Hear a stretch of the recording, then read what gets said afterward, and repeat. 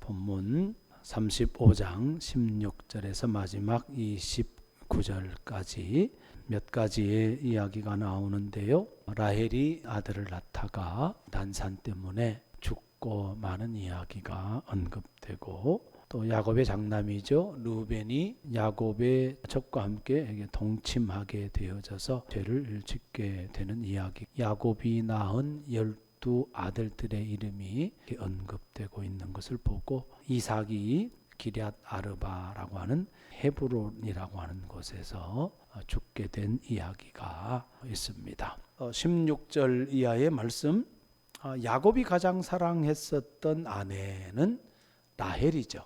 라헬이 베냐민을 낳다가 난산으로 인해서 죽게 되면서 산파를 통해서 아들이라고 하는 소리를 듣게 되어져요. 그래서 죽기 직전에 그 아들 이름을 베노니라고 해요. 베노니라고 하는 이름의 뜻은 나의 슬픔의 아들. 이것을 보면 라헬의 마음이 지금 어떠한가를 알 수가 있고, 라헬의 시선이 어디에 고정되어 있는가를 알 수 있어요. 아들을 보면서 슬픔을 본다는 이야기는, 그 슬픔은 사실은 자기의 죽음이죠. 죽어가면서 죽음의 그림자를 의식하고 보고 있다. 자기 사랑하는 아내가 베노니라고 이름을 지었는데 그 이름이 마음에 안 드는 거예요. 라헬이 아들을 보는 관점하고 아버지가 아들을 보는 관점하고 달라요. 라헬은 죽음의 그림자, 죽음의 관점으로 갓 태어나는 아들을 보고 있는 거지만 야곱은 그렇지 않아요. 그래서 이름을 바꿔요. 베냐민, 오른손의 아들이라는 뜻이에요. 여러분, 성경에서 오른편 내지는 오른손은 권능, 힘, 더 나아가서는 어떤 축복에 대한 의미도 있는 거고요. 야곱의 시선은 죽음에 꽂혀 있지 않습니다. 생명의 마음이 가 있는 거고요. 그 하나님과의 관계 안에서 생명을 바라볼 때 이 생명은 하나님께서 약속하신 바가 이루어지는 생명이다라고 하는 것을 생각을 하고 있는 거예요. 왜냐하면 아브라함을 통하여 이삭을 통하여 야곱을 통하여 큰 민족을 이루게 하시고, 내 자손이 바다의 모래 알처럼 하늘의 뭇 별처럼 그렇게 수많게 될 것이다 라고 하는 하나님의 약속의 말씀인 거예요. 생명을 주시는, 또 생명을 약속하신 그 여호와 하나님을 바라보고 있다라고 하는 겁니다. 하나님께서 이루시는 약속의 희망을 붙들고 있다. 그런 측면에서 베냐민이라고 하는 이름을 지어준 것이다. 이스라엘 역사 속에서 베냐민 지파는 매우 중요한 위치를 차지했다라고 하는 것을 생각을 해본다면, 한 생명을 바라보는 이 야곱의 시선이 얼마나 중요한 건가를 알 수 있는 겁니다.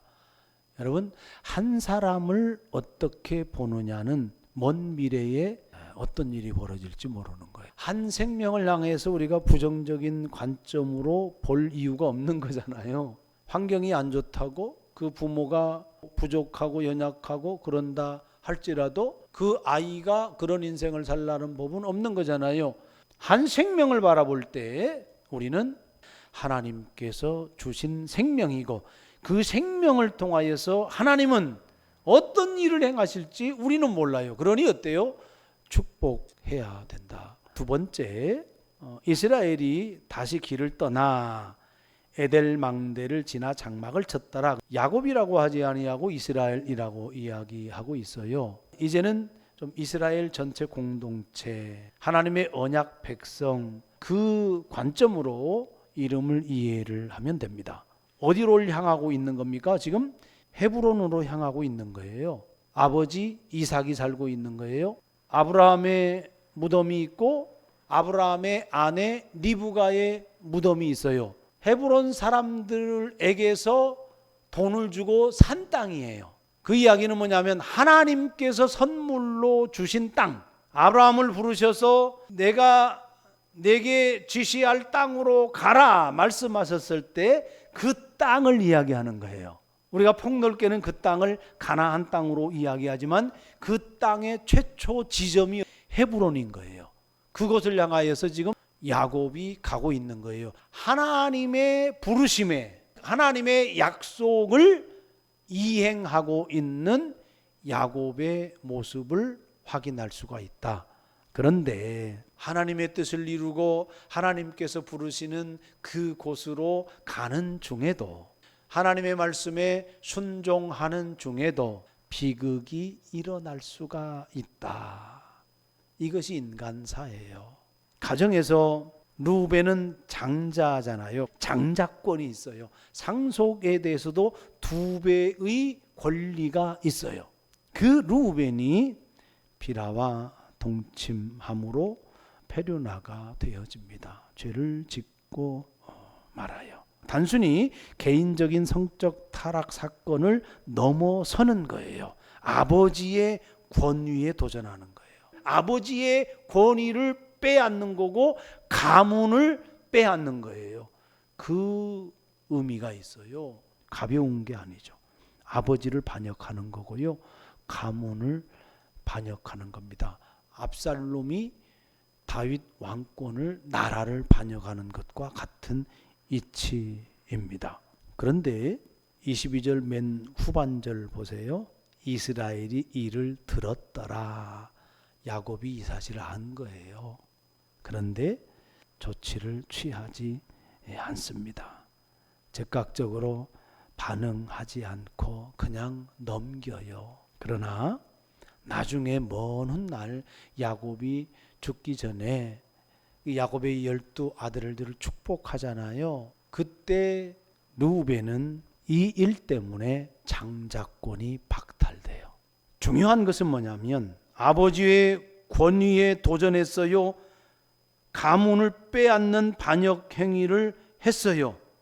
그럼에도 불구하고 하나님의 언약은 계속 이어졌다라고 하는 거예요. 인간의 죄, 인간의 실패 속에서도 하나님은 하나님께서 약속하신 바 그 약속을 변치 않고 지키신다라고 하는 사실입니다. 그래서 하나님은 루벤을 통해서가 아닌 다른 아들을 통해서 언약을 이어가세요. 그 이스라엘의 왕권이 누구 지파로부터 이어지죠? 사울 왕은 패했으니까 베냐민 지파 아니죠. 그 다음에 누구예요? 다윗이잖아요. 예수님은 어느 지파 사람이에요? 혈통으로 보면 유다 지파예요. 다윗 가문의 후예단 말이에요. 유다가 몇째 아들입니까? 넷째 아들이에요. 장자권, 왕권이 유다에게 돌아가요. 자, 그러면 시므온은 뭐고 레위는 뭐예요? 이 두 형제도 전력이 있어요. 디나 사건 속에서 거룩한 상징인 할례를 세겜 성읍 사람들에게 행하고 그 이후에 그들이 고통을 당할 때 둘이 들어가서 남자들을 다 죽여버리고 성을 노략하고 노약자들을 노예로 삼아오고 이런 엄청난 일을 벌인단 말이에요. 그래서 이들 역시 장자권이 없어요. 그래서 최종적으로 장자권은 유다에게 넘어갔다. 여러분, 사람들은 배반하고 타락하고 실패하고 도전하고 그렇게 하지만 하나님은 하나님의 지혜를 통하여서 하나님께서 약속하신 바를 이루신다라고 하는 사실을 분명하게 이야기를 해요. 사람들은 계속해서 언약을 파기한단 말이에요. 하나님의 약속을 계속해서 깨는 행위를 사람들이 해요. 이걸 반역이라고 이야기한단 말입니다. 이스라엘 역사를 계속 보십시오. 아브라함이 온전한 사람입니까? 아니잖아요. 이삭이 온전한 사람이에요? 아니잖아요. 야곱이 온전합니까? 아닙니다. 12아들이 다 온전해요? 아니에요. 유다 지파 출신의 다윗 왕이 온전해요? 솔로몬이 온전해요? 아니잖아요. 그 뒤로 이어지는 모든 왕들이 다 온전해요? 그렇지 않아요. 선한 왕들이 몇 명 되지 않습니다. 다 배반하고 결국은 어떻게 돼요? 멸망당하잖아요.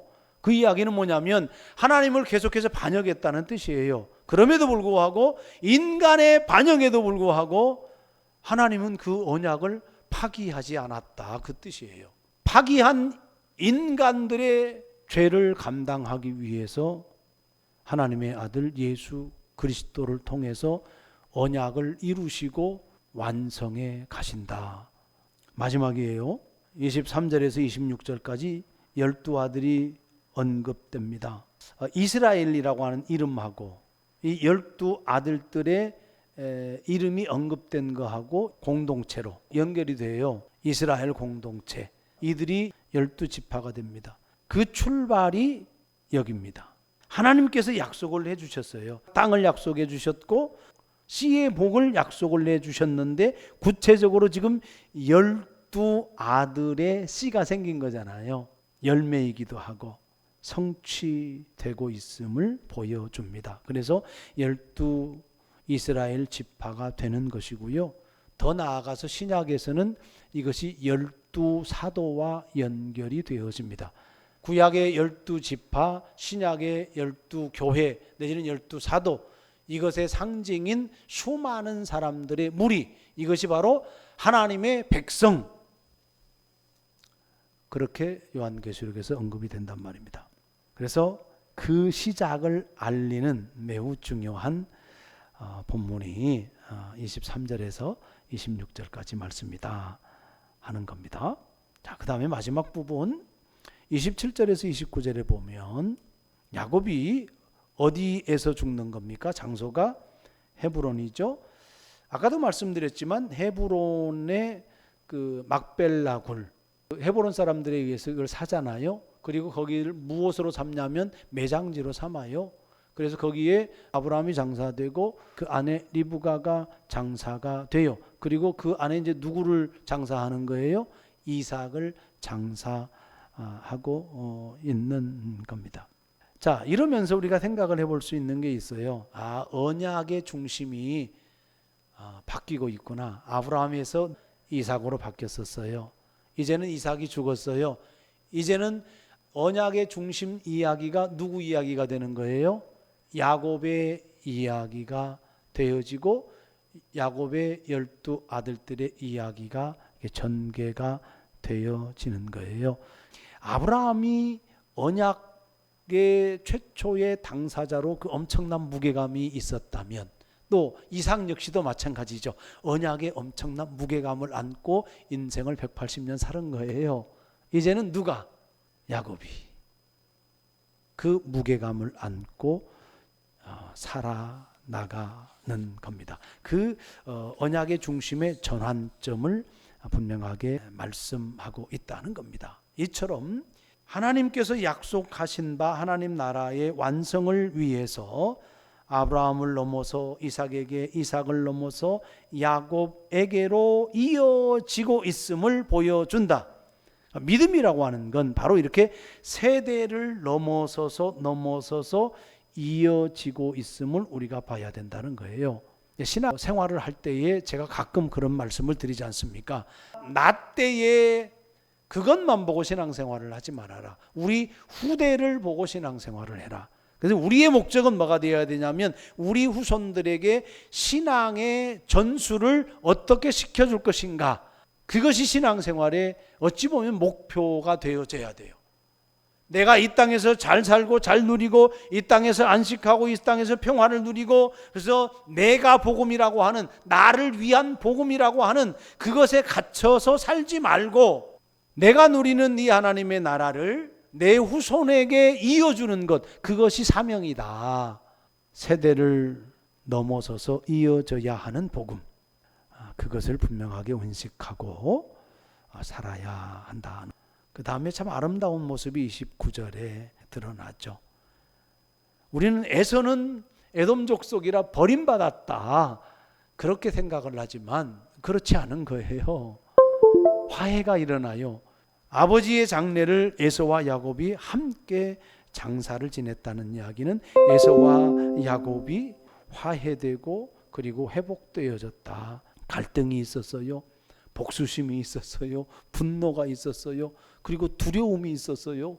그러나 그러한 모든 것을 극복을 하고 치유받고 치유하고 화해되고 회복되어졌음을 보여주는 아름다운 모습이다 하는 겁니다. 이것이 하나님께서 이루시고자 하는 구원의 모습이다 하는 겁니다. 하나님과의 우리와의 관계가 회복되고 우리들끼리 세상 사람들끼리 관계가 회복되고 우리가 살아가는 이 우주 만물 자연과 회복되어지는 그런 아름다운 모습, 그것이 하나님의 계획이다 라고 하는 그런 말씀을 우리가 깨닫게 되어집니다. 말씀을 맺습니다. 우리의 삶에도 라헬의 죽음과 같은 이야기가 있고 루벤의 범죄와 같은 이야기도 우리 가운데 있습니다. 그럼에도 불구하고 하나님은 그런 가운데서 변함없이 하나님의 언약을 이어가시고 우리는 그 언약 안에 살아가고 있다. 십자가의 죽음과 부활로 성취된 예수 그리스도의 언약, 그것은 어떤 실패와 죽음도 무너뜨릴 수 없다. 온전한 하나님의 나라가 완성될 때 온전하게 또 영광스럽게 그렇게 하나님의 약속은 이루어질 것이다 라고 하는 거고, 그 약속은 먼저 선택받고 부름받은 우리를 통해서 이루어 가고 계신다.